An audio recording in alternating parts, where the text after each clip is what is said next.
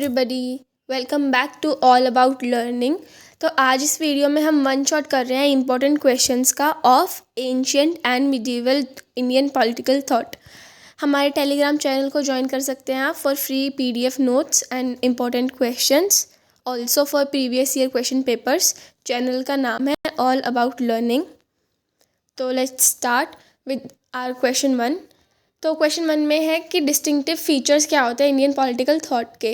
सबसे पहले तो इंडियन पॉलिटिकल थॉट क्या होता है।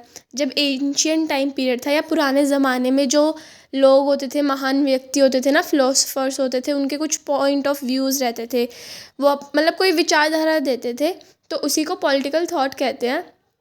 तो सबसे पहला फीचर तो ये है कि जो वो थॉट्स होते थे ना, वो धर्मा पे बेस्ड होते थे। धर्मा क्या होता है, अब हमने बुद्धा के टाइम पीरियड में भी पढ़ा था, मॉरल ड्यूटीज़ जो होती है, जैसे कि सच बोलना चाहिए, बड़ों की रिस्पेक्ट करनी चाहिए, ये सारे जो होते हैं वो हमारे मॉरल ड्यूटीज़ होते हैं और धर्मा कहलाते हैं। ठीक है, तो फर्स्ट चीज़ तो ये थी कि हमारा पॉलिटिकल थॉट जो है वो एथिकल वैल्यूज़ से इन्फ्लुएंस्ड था, या फिर कह सकते हैं कि कॉन्सेप्ट ऑफ धर्मा पे बहुत ज़्यादा ही एम्फेसिस था उस चीज़ का। ठीक है, और धर्मा क्या होता है उसको थोड़ा एक्सप्लेन कर देना। मॉरल ड्यूटीज़ होती हैं, राइटियस कंडक्ट होता है, ये सब। ठीक है, सेकंड पॉइंट पे आते हैं। तो एक एंशियंट टेक्स्ट है। एंशियंट टेक्स्ट मतलब कि जो पहले के महान ऋषि वगैरह होते थे, वो जो लिखते थे ना बुक्स वगैरह, वो होते हैं एंशियंट टेक्स्ट, पहले के लोगों के द्वारा लिखे गए टेक्स्ट। तो उसमें से एक है अर्थशास्त्र। इसमें 3 चीज़ों के ऊपर फोकस था। गुड गवर्नेंस, कि हमारी गवर्नमेंट अच्छी होनी चाहिए, इकोनॉमिक पॉलिसीज़ अच्छी होनी चाहिए, और लोगों के हित में होनी चाहिए। तो ये 3 चीज़ें अर्थशास्त्र में मेंशन है, पॉलिटिकल थॉट को इन्फ्लुएंस करती हैं। उसके बाद आता है, थोड़ा सा उस टाइम पीरियड से आगे बढ़ते हैं तो महात्मा गांधी का टाइम आता है। महात्मा गांधी के भी जो रूल्स थे या सिद्धांत थे, उनसे भी हमारा पॉलिटिकल थॉट जो है इन्फ्लुएंस्ड है। उनके थॉट्स क्या थे? अहिंसा का। सबसे पहले अहिंसा था कि हमें भाई हथियार नहीं उठाने चाहिए, कोई एक गाल पे थप्पड़ मारे तो दूसरा आगे कर देना चाहिए, मतलब इन शॉर्ट अहिंसा, हमें वायलेंस नहीं करनी चाहिए। पहला तो ये था। दूसरा था स्वराज। स्वराज मतलब सेल्फ रूल, हमारे ऊपर हमारा ही राज होना चाहिए, हम और किसी के इशारों पे नहीं नाचेंगे वाला सीन था। तो ये दूसरी चीज़ थी। उसके बाद तीसरे पॉइंट ऑफ व्यू पे आते हैं, B.R. अम्बेडकर के पे। उन्होंने क्या कहा था कि सारी जाति वगैरह को एक समान ट्रीटमेंट मिलना चाहिए, कोई भी अलग नहीं होता है, सब इंसान है एट द एंड। तो सारी कम्युनिटीज़ को एक साथ लेके चलना चाहिए, स्पेशली दलित्स जो होते हैं। दलित्स कौन होते हैं? लोअर कास्ट जो होती हैं, उनको हम दलित्स कहते हैं। तो इन सबको हमें साथ लेके चलना चाहिए, कोई डिस्क्रिमिनेशन ना हो, सोशल जस्टिस हो, इक्वालिटी हो। तो B.R. अम्बेडकर का कहना था कि जो हमारा पॉलिटिक्स होनी चाहिए वो इन सारी चीज़ों के साथ मिलके बनना चाहिए। मतलब हमारे पॉलिटिक्स में या हमारे पॉलिटिकल थॉट्स में ये वाले थॉट्स भी इंक्लूडेड होने चाहिए। Social justice, equality, eradication of caste based discrimination, ये सारी चीज़ें नहीं होनी चाहिए। जब भी हमारा गवर्नेंस या पॉलिटिक्स अच्छी बनेगी, फ्रूटफुल बनेगी। उसके बाद नेक्स्ट पे आते हैं। तो हमारे कुछ कवि थे, महान कवि भी हम कह सकते हैं, कबीर और गुरु नानक। इन्होंने जो फ़िलॉसफी दी, इनके जो पॉइंट ऑफ व्यूज़ थे, उससे भी हमारा इंडियन पॉलिटिकल थॉट जो है वो बहुत ज़्यादा इन्फ्लुएंस था। इनके बारे में आगे हम डिटेल में पढ़ेंगे, तो वहाँ वाले पॉइंट्स भी आप इसमें लिख सकते हैं। तो ये था हमारा question 1, features of Indian political thoughts. ये क्वेश्चन बहुत इंपॉर्टेंट है, एग्जाम में पक्का आएगा। फिर नेक्स्ट क्वेश्चन पे चलते हैं, throw light on authorship and contradiction on Manusmriti. इसमें क्या है, अब इसमें मनुस्मृति के बारे में बात की गई है। मनुस्मृति एक बुक का नाम है जो कि पहले के लोगों ने लिखी है। साइड में आप फोटो देख सकते हो, ये उस बुक की फ़ोटो है, मनुस्मृति। ठीक है, अब इसके ऊपर 2 चीज़ें हैं। पहला तो ऑथरशिप, मतलब ये बुक लिखी किसने है, किसकी है, और दूसरा कॉन्ट्राडिक्शन। इस बुक के अंदर कुछ ऐसी चीज़ें हैं जिसकी वजह से ना कॉन्ट्राडिक्शंस है, मतलब लड़ाइयाँ हैं। 2 लोगों के बीच में जब पॉइंट ऑफ व्यूज़ को लेके बहस होती है ना, जब मैच नहीं करते हैं, तो उसको हम कॉन्ट्राडिक्शन कहते हैं। तो सबसे पहले आता है ऑथरशिप के ऊपर। तो ये जो बुक है ना, इसके अंदर क्या है, लॉ, मॉरलिटी, सोशल कंडक्ट, मतलब कि हमारी सोसाइटी कैसे चलनी चाहिए, कौन से रूल्स हमें फॉलो करने चाहिए, क्या मॉरल वैल्यूज़ होनी चाहिए, इन सब के बारे में लिखा हुआ है इस बुक के अंदर। अगर हम इसकी ऑथरशिप की बात करें कि ये बुक लिखी किसने है, तो हम एक इंसान है, मन्नू नाम है उनका। ये आपकी जो यूनिट 2 है उसका भी टॉपिक या कह सकते हैं ना हेडिंग है मन्नू। मन्नू क्या है, ऐसा माना जाता है हिंदू मिथोलॉजी के अकॉर्डिंग जो सबसे पहला व्यक्ति इस धरती पे आया था या सबसे पहला व्यक्ति जो जन्मा था उसका नाम मनु है। और ऐसा माना जाता है कि ये बुक उन्हीं की है, उन्होंने ही लिखी है। तो मनु पहला व्यक्ति था, उन्होंने बुक लिखी मनुस्मृति। किसके बारे में ये बुक? कैसे सोशल कंडक्ट होना चाहिए, सोसाइटी कैसे चलनी चाहिए, क्या मॉरल वैल्यूज़ होनी चाहिए, मॉरलिटी, लॉ एंड ऑर्डर क्या होना चाहिए सोसाइटी का, उस चीज़ के बारे में है ये। तो ये था ऑथरशिप के बारे में। लेकिन बहुत सारे स्कॉलर्स ऐसे हैं जो इस बात को मानने के लिए राज़ी नहीं है। उनके अकॉर्डिंगली मनु नहीं था वो जिसने इस बुक को लिखा था, या कोई और होगा। मतलब कि स्कॉलर्स के बीच में ना इस चीज़ को लेकर डिबेट है कि पहला ये बुक किसने लिखी है। ठीक है, अब हम आते हैं कॉन्ट्रडिक्शंस के ऊपर। अब इस बुक के अंदर क्रिटिसिज्म और कंट्रोवर्सी क्यों रहती है? क्योंकि इस बुक के अंदर ना कुछ चीज़ें ऐसी हैं जो कि ऑप्रेसिव है, डिस्क्रिमिनेटरी है, मतलब डिस्क्रिमिनेशन दिखाती हैं। जैसे कि वुमेन जो है या लोअर कास्ट जो है उनको बहुत नीचा दिखाया गया है, या उनके जो राइट्स हैं वो उनको फॉलो नहीं करा किया है। जैसे कि हर एक लेडी का राइट होता है राइट टू वोट करना, पर इस बुक में है जैसे कि नहीं दिया हुआ है वो राइट। तो ऐसी कुछ चीज़ें हैं डिस्क्रिमिनेटरी हैं जो अपने आप नेचर में वो सारी चीज़ें हैं। तो सबसे पहले तो जेंडर इक्वलिटी, सोशल जस्टिस, ये सारी चीज़ें हैं। इसमें इसके ऊपर लेकर कुछ स्कॉलर्स के बीच में डिबेट रहता है कि कुछ लोग कहते हैं कि भाई ये सारी चीज़ें आज के टाइम पीरियड में ना एप्लीकेबल नहीं है। मतलब आज के टाइम में तो औरतें आदमी के बराबर हैं बिल्कुल, तो इस बुक के हिसाब से हमें नहीं चलना चाहिए, या फिर इस बुक को हमें आज के टाइम पीरियड के हिसाब से चेंज करना चाहिए। और कुछ लोग कहते हैं कि नहीं भाई, इस बुक में जो लिखा गया है ये जिस कल्चर को शो करता है, जो हिस्ट्री हमारी शो करता है, हमें उसको मेनटेन रखना चाहिए, हमें अपनी उस चीज़ को रीइंटरप्रिटेशन नहीं करना चाहिए। तो ये चीज़ को लेके दोनों के बीच में बहस है। कुछ कहते हैं कि इसको बदलो आज के टाइम पीरियड के हिसाब से, कुछ कहते हैं कि नहीं पहले की तरह रहने देना चाहिए इस बुक को। तो एक चीज़ तो इसमें ये है। इस बुक के अंदर हमें कॉम्प्लेक्सिटी देखने को मिलती है कि कुछ लोग इसको इंटरप्रेट किसी और तरीके से कर रहे हैं, कुछ लोग किसी और तरीके से कर रहे हैं। तो ये है मनुस्मृति के बारे में, authorship and contradiction. Next question पे चलते हैं अब हम।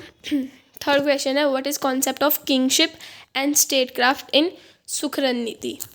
अब जो सुखरन नीति है ये भी एक बुक है, ये बुक ब्रह्मा ने लिखी थी। और इस बुक में भी यही दिया गया है कि जो रूलर होता है या जो राजा होता है वो उसे कैसा होना चाहिए, उसकी क्या रिस्पॉन्सिबिलिटीज़ हैं, क्या क्वालिटीज़ हैं अपने राज्य को लेके। ठीक है, इन सब के बारे में ही बताया गया है। सबसे ज़्यादा एम्फेसिस या इम्पोर्टेंस तो यही बताई गई है कि आपके राज्य में आप धर्म को कैसे लेके चलते हो, मॉरल ड्यूटीज़ को कैसे रखते हो, अपने वेलफेयर कैसे करते हो, अपने किंगडम का मतलब अपनी जनता का हित कैसे रखते हो। ठीक है, तो मेनली तो किंगशिप है इसमें, मतलब कि राजा और उसके कैसे उसको अपने राज्य को चलाना चाहिए उसके बारे में भी बताया गया है इसमें सुखरन नीति में। ठीक है, और सबसे ज़्यादा इसमें ये बताया गया है कि राजा को कितना ज़रूरी है समझदार होना, नॉलेजेबल होना, उसके अंदर मतलब सारा ज्ञान होना चाहिए, समझदारी होनी चाहिए, अपने लोगों की तरफ उसका एक कंपैशनेट होना चाहिए। ये सब इसमें बताया गया है। और स्टेट क्राफ्ट मतलब होता है कि राज्य के लिए कैसे आप गवर्नेंस चला रहे हो अपनी, आपकी गवर्नेंस कैसी है, कैसी आपकी पॉलिसीज़ हैं, क्या आपके रूल्स हैं। ठीक है, डिप्लोमेसी, मिलिट्री स्ट्रैटेजी, एडमिनिस्ट्रेशन और इकोनॉमिक पॉलिसीज़ कैसे होनी चाहिए उसके बारे में गाइड करता है। और अपने राज्य में लॉ एंड ऑर्डर को कितना ज़रूरी है मेंटेन रखना, अपने किंगडम को बाहरी खतरों से कैसे बचाया जा सकता है, कितना ज़रूरी है बचा के रखना, और अपने राज्य के अंदर सुख और पीस को प्रमोट करना। ठीक है, ये सब कुछ इस बुक में लिखा गया है, सुखरन नीति में लिखा गया है। उसके बाद नेक्स्ट क्वेश्चन पे चलते हैं, कबीर पे। तो ये शॉर्ट नोट में आ सकता है आपका ये वाला क्वेश्चन, कबीर वाला। इसमें क्या है, अब कबीर जो थे वो 15th सेंचुरी के पोएट थे, ये इंडियन पोएट थे। लेकिन जो ये short note on Kabir syncretism है, इसका मतलब ये है, सिंक्रेटिज्म मतलब होता है जब आप दो रिलीजन्स को मिक्स्ड थॉट्स दिखाते हो। जैसे कि इन्होंने हिंदू और इस्लाम, ये दो रिलीजन है अलग अलग, इन दोनों के लिए ही सिंपैथी दिखाई थी, दोनों को मिक्स करके वो चीज़ें बताई थी। तो वो होता है सिंक्रेटिज्म, जब आप दो रिलीजन्स को एक साथ कंबाइन कर देते हो या मिक्स कर देते हो। ठीक है, तो कबीर 15th सेंचुरी के एक पोएट थे जिन्होंने बहुत ही महत्वपूर्ण भूमिका निभाई है रिलीजियस हार्मनी को, यूनिटी को प्रमोट करने में। जब इंडिया में रिलीजियस डिविजन्स हो रहे थे, जब इंडिया और पाकिस्तान का बंटवारा हो रहा था, उस टाइम पीरियड में इन्होंने बहुत ज़्यादा हेल्प की कि हिंदू लोगों के बीच में और इस्लाम लोगों के बीच में यूनिटी बनी रहे, पीस बना रहे। जो ये पोइट्री लिखते थे, कविताएं लिखते थे, जो इनकी टीचिंग्स होती थी, उनमें भी हमें ये हिंदुइज़्म और इस्लाम का ब्लेंड या फिर मिक्सचर दिखाई देता था। इन्होंने बहुत एम्फेसाइज़ किया है कि सारे रिलीजन्स ये चीज़ को माने, या सारे लोग इस चीज़ को माने कि जो भगवान है वो एक है, अलग अलग नहीं है कि भाई हिंदू का भगवान अलग है, इस्लाम का भगवान अलग है। नहीं, सब इंसानों का भगवान एक ही है, सिंगल डिवाइन है जो हमें रूल करता है। इन्होंने ये कोशिश की अपने टीचिंग्स के द्वारा लोगों को बताने की। इन्होंने कहा कि हमें अपने अंदर की स्पिरिचुअलिटी को पहचानना चाहिए, अपने अपने अंदर के प्यार को, फ्रीडम को, डिवोशन को पहचानना चाहिए, ना कि बाहर की जो हम दिखावा करते हैं, मंदिरों में जाके जो हम दिखावा करते हैं, जो भी चीज़ें करते हैं वो सब ज़रूरी नहीं है, बल्कि अपने मन में मानना इस चीज़ को कि भगवान है या हम उन्हें मानते हैं, वो ज़्यादा ज़रूरी है। इन्होंने इस चीज़ के ऊपर एम्फेसाइज़ किया। इनके जो भजन होते थे या दोहे होते थे, वो ये बहुत ही सिंपल लैंग्वेज में लिखते थे, ऐसी लैंग्वेज में लिखते थे कि सारे बैकग्राउंड के लोग उसे पढ़ सके, सबके लिए वो एक्सेसिबल हो, सब लोग उसको पढ़ें और समझें और अपनी लाइफ्स में फ़ॉलो कर सकें। इन्होंने ऐसे लोगों के लिए बहुत ही क्रिटिसिज्म किया है जो लोग एक ही रिलीजियस के लिए कट्टर बन जाते हैं और एक ही रिलीजन को निभाने की बात करते हैं। उन लोगों के प्रति ये थोड़े से क्रिटिसाइज करते थे उनको। ये चाहते थे कि सभी रिलीजन वाले एकता से रहे। ठीक है, अपने अपने धर्म को निभाओ, लेकिन दूसरे के धर्म को क्रिटिसाइज मत करो, ये मानते थे। इनकी जो कविताएं होती थी वो दोनों हिंदू मुस्लिम कम्युनिटीज़ दोनों को ही इंस्पायर करती थी कि भाई यूनिटी से रहो, पीस बना के रहो।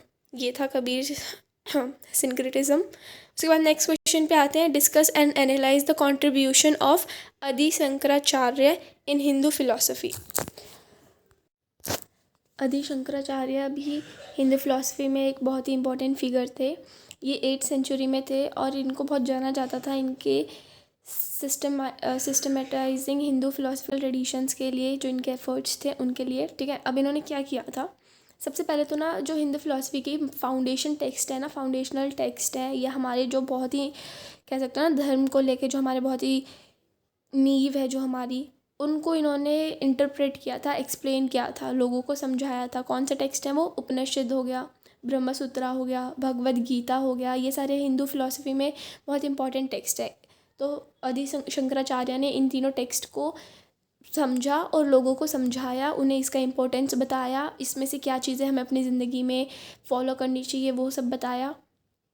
तो ये इन्होंने किया था। इन्होंने हमेशा कॉन्सेप्ट ऑफ अद्वैता को फॉलो किया है, जिसका मतलब है नॉन ड्यूअलिज्म, या मैं कहूँ कि इन्होंने ये चीज़ लोगों को बताई और ख़ुद भी प्रमोट की कि भगवान एक ही है, उनके बाद में सेकंड कुछ नहीं है, दूसरा भगवान कोई है ही नहीं, मतलब एक ही भगवान है, एक ही डिवाइन है। इन्होंने इस चीज़ को बहुत प्रमोट किया, सपोर्ट किया।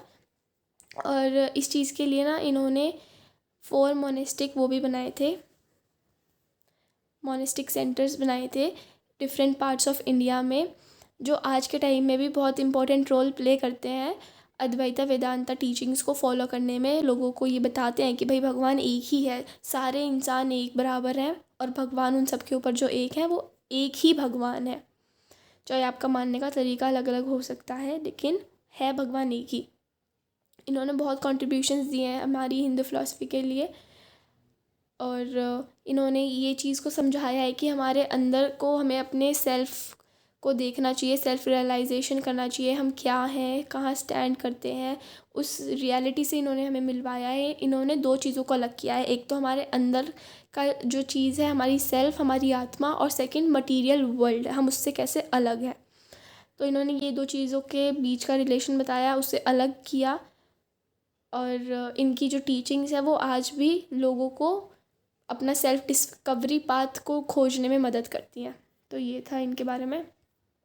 मूविंग फॉरवर्ड, गुरु नानक ये स्पेलिंग गलत लिखी हुई है यहाँ पे, सिंक्रेटिज्म होना चाहिए। तो गुरु नानक का देखते हैं। गुरु नानक जो है, इन्होंने सिखिज़म को फाउंड किया था। ये सिखिज़म के फाउंडर जाने जाते हैं, नाम से भी पता चलता है हमें। ठीक है, और इन्होंने भी वही किया था कबीर जी की तरह, दो रिलीजन्स के बीच में इन्होंने यूनिटी को फैलाने की कोशिश की थी। इन्होंने भी औरों की तरह इन्होंने भी यही चीज़ कहा कि भगवान एक ही है और हम सब इंसानों को आपस में ह्यूमैनिटी बनानी चाहिए, क्योंकि एट दी एंड हम है तो इंसान ही ना, चाहे अगला गरीब है, अमीर है, काला है, गोरा है, जो भी है, लेकिन एट द एंड है तो इंसान ही। और जो हमारे भगवान है वो भी बस एक ही है, अलग अलग नहीं है, धर्मों के हिसाब से भगवान नहीं बटे हुए हैं। इन्होंने भी इस चीज़ पे बहुत एम्फसाइज़ किया। इन्होंने उनको बोला एक ऑन कर, मतलब भगवान जो है वो एक ही है, इस चीज़ को इन्होंने टर्म किया एक ऑन कर। ठीक है। इनकी जो टीचिंग्स थी वो हमेशा इस चीज़ पे फोकस्ड रहती थी, इक्वालिटी होनी चाहिए, कंपैशन होना चाहिए, सोशल जस्टिस होना चाहिए। इन्होंने हमेशा इस चीज़ को रिजेक्ट किया है कि लोगों को जो बांटा जाता है कास्ट के ऊपर, तो हिंदू है, मैं मुस्लिम हूँ, कास्ट के ऊपर बांटा जाता है, जेंडर पे बांटा जाता है, लड़का लड़की किया जाता है ना। तो ये सारे जो डिविजन्स होते हैं ना, गुरु नानक जी ने हमेशा उन चीज़ों को रिजेक्ट किया है, उनको स्वीकारने से मना किया है। उन्होंने हमेशा लोगों को इंकरेज किया है कि भाई एक्सटर्नल डिफरेंसेस मत देखो, अपने भगवान से कनेक्ट करो, मेडिटेशन करो, खुद की सेल्फलेस सर्विस दो। जैसे कि हम गुरुद्वारे जाते हैं तो वहाँ पे लंगर होता है ना, उसको सेल्फलेस सर्विस कहते हैं, कि हम औरों का भला करना चाह रहे हैं, औरों के लिए कुछ करना चाह रहे हैं, अपने सेल्फ को साइड में रख के। और हमेशा ट्रुथफुल लिविंग को फॉलो करो, सच के रास्ते पे चलो। ये सारे इन्होंने, इन सारी चीज़ों को इन्होंने प्रमोट किया।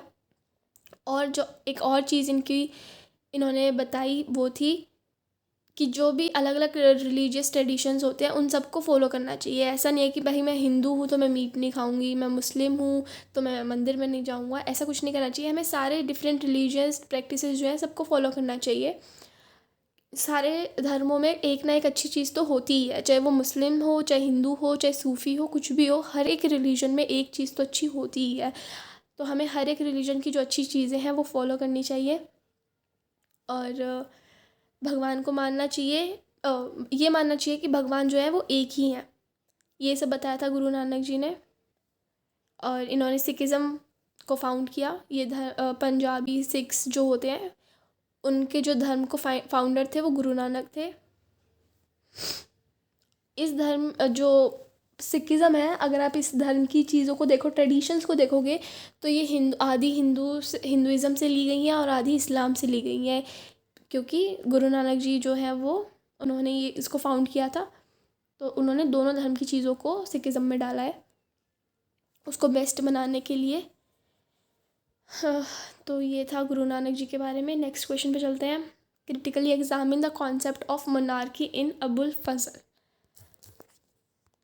अबुल फजल ना अकबर के टाइम पे कोर्टियर थे, मतलब कि अकबर का जो कोर्ट होता था ना उसमें ये बैठते थे। और इन्होंने अकबरनामा लिखी थी। अकबरनामा एक बुक थी जिसमें अकबर के बारे में बताया था। इन्होंने उनकी पॉलिसीज़ के बारे में बताया था, स्टार्टिंग से एंड तक उनका कैसा एम्परर था उस सब के बारे में बताया था। तो इन्होंने इस बुक के अंदर ये चीज़ लिखी थी, बताई थी कि भाई एक स्ट्रॉन्ग रूलर का होना कितना ज़रूरी है स्टेट में स्टेबिलिटी मेंटेन करने के लिए, लॉ एंड ऑर्डर को मेंटेन करने के लिए, जिस वजह से लोगों के बीच में यूनिटी बनी रहती है, वो खुश रहते हैं। इन्होंने अकबर के एफ़र्ट्स बताए जिसकी वजह से उनका बहुत ही अच्छा एडमिनिस्ट्रेशन था। उन्होंने रिलीजियस फैक्टर्स पे भी बताया कि अकबर की जो पॉलिसीज़ थी वो बहुत अच्छी थी। उन्होंने कभी भी रिलीजन के बेसिस पे लोगों में भेदभाव नहीं करा। उन्होंने जजिया टैक्स भी हटा दिया था जो कि हिंदूज़ पे लगता था, नॉन मुस्लिम्स पे लगता था, तो उन्होंने वो भी हटा दिया था। उन्होंने कभी भी भेदभाव नहीं किया, बल्कि उन्होंने बढ़ावा दिया था कि भाई सारे रिलीजियस के लोग हारमनी से रहें, खुशी से रहें। तो ये बहुत ही बड़ी चीज़ थी एक अच्छे एम्पायर में, एक अच्छे एम्पायर को बनाने में।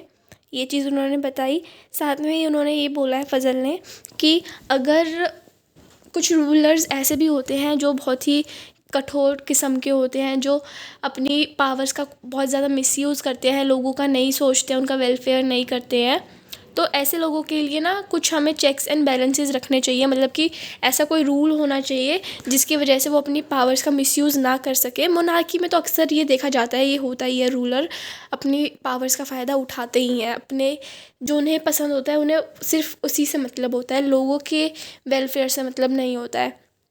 तो फजल ने इसमें दोनों चीज़ें बताई हैं मोनार्की के उसके लिए। एक तो ये कि भाई अगर रूलर अकबर के जैसा है, काइंड है और लोगों के बारे में सोचता है, रिलीजियस, उसमें भेदभाव नहीं करता है, तो भाई उसका एम्पायर तो बहुत अच्छा चलेगा, लोगों में यूनिटी बनी रहेगी और वो अपने एम्पायर को आराम से एक्सपेंड कर सकता है। और उसी दूसरी तरफ अगर कठोर रूलर्स हैं तो उनके लिए चेक्स एंड बैलेंसेस का सिस्टम होना चाहिए, जिसकी वजह से वो अपनी पावर्स को मिसयूज़ ना करे, लोगों को वेलफेयर में हेल्प करे। तो ये था इनका last question, showed note on foreign policy of Kautilya. ये आप रीड कर सकते हैं, फैक्चुअल है। कौटिल्य हम चाणक्य को कहते थे। चाणक्य फिलोसोफर भी थे, इकोनॉमिस्ट भी थे और पॉलिटिकल स्ट्रेटजिस्ट भी थे, क्योंकि इनमें बहुत ज़्यादा दिमाग था, मतलब बहुत तेज़ दिमाग के व्यक्ति थे ये। तो इनकी जो पॉलिसीज़ होती थी वो हमेशा एक नंबर की होती थी, इसलिए इनको पॉलिटिकल स्ट्रेटजिस्ट भी बोला जाता है। मौर्यन एम्पायर में ये एडवाइज़र का काम करते थे, उनको एडवाइस देते थे। और इन्होंने फॉरेन पॉलिसी में हमेशा ये बताया है कि कौटिल्य का विचारधारा ये थी कि भाई हमें हमारा अगर एक्सपेंड करना है एम्पायर, तो उसके लिए हमें अलायंसेस बनाने पड़ेंगे, डिप्लोमेसी बनानी पड़ेगी, ताकि हम अपने एम्पायर को एक्सपेंड कर सकें। हमें अपने दुश्मन की वीकनेस का पता होना चाहिए, उनकी स्ट्रेंथ का पता होना चाहिए, वीकनेस का पता होना चाहिए, ताकि हम उसको उसके अगेंस्ट यूज़ कर सकें। और हम कैसे अपने एक्सपेंड कर सकते हैं, शादी करके भाई हम अपना एम्पायर एक्सपेंड कर सकते हैं। और हमें अपना एम्पायर एक्सपेंड करना चाहिए ताकि अगर कभी लड़ाई होए तो हमारे साथ में सेना हो, कोलिशन में हम उनको हरा सके। तो ये सब इन्होंने बताई हैं स्ट्रैटेजीज़। इन्होंने इकोनॉमिक फैक्टर्स का भी वो किया है कि फॉरेन रिलेशंस में इकोनॉमिक फैक्टर्स भी बहुत महत्व रखते हैं। और ट्रेड कॉमर्स करना चाहिए हमें, मतलब कि अगर एक कंट्री ए है और कंट्री बी है, उन दोनों के बीच में आप रिश्ता बनाना चाहते हो तो कैसे बना सकते हो? Of course trade and commerce से ही बना सकते हो ना, कि भाई मैं तुझे चीनी दूंगा, तू मुझे चाय पत्ती दे। तो इसी तरह से हम ट्रेड कॉमर्स बनाते हैं आपस में।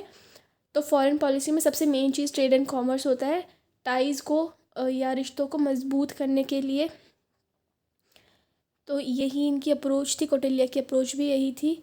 सिक्योरिटी एंड वेलफेयर को बढ़ाने के लिए, अपने राज्य को बढ़ाने के लिए हमें अपनी मिलिट्री स्ट्रेंथ को बढ़ाना चाहिए, अलायंसेस को बढ़ाना चाहिए एंड ऑल दिस। तो इनका जो काम है, कौटिल्य की जो बातें हैं या जो इनकी विचारधाराएं हैं, वो एक बुक में लिखी गई हैं जिसका नाम है अर्थशास्त्र। उसके अंदर इन्होंने अपने सारी चीज़ों के बारे में बताया है, foreign policy, international relations etcetera. So thank you guys, this is all for today. Like, subscribe and share this video अगर आपको अच्छी लगी हो तो, and please subscribe to